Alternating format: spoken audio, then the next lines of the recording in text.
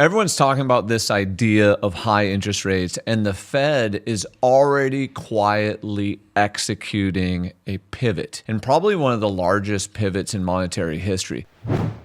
We'll go back in time and review this. Economists will talk about it. This will go down in the history books because they say right now that they're fighting inflation, but they're surrendering to our dependence on cheap money. And so I want to call this idea of the cheap money addiction, and we'll get further into that. Earlier this year, the Fed slashed quantitative tightening from 60 billion to 25 billion. As we record this today, later on, Jerome Powell's going to come out. Jerome Powell's probably going to say, hey, we got our 25 basis point cut and we're stopping, or here's the path to stopping quantitative tightening. And so this is a form of stealth easing. It's where the Federal Reserve is creating easy money again. It's because the U.S. has so much debt, we have to do this. We're structurally addicted to this cheap debt. Can you explain what quantitative easing is specifically? Yes. Yeah. So quantitative easing and quantitative tightening is where the Fed comes in and they either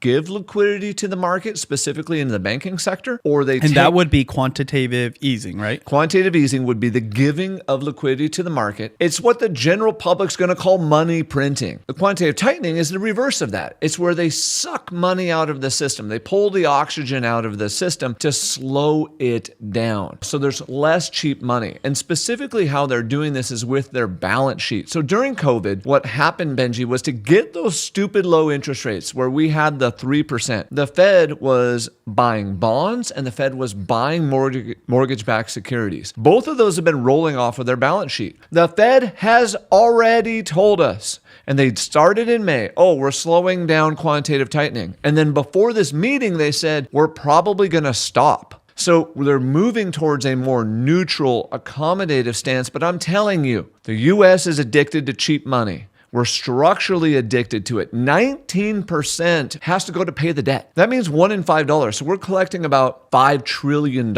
in tax revenue. We're spending about $7 trillion. We're getting about $350 billion in tariffs. That's all money coming in, but there's still a deficit. We got to get it down to where we're not spending $1 in $5 on the debt. That's why we're addicted to it. Yeah. So what you're saying and what's happened is we were tightening things because inflation was super high. They couldn't print as much money. Now they're slowing down that tightening to the point where it's just neutral. It's like kind of normal.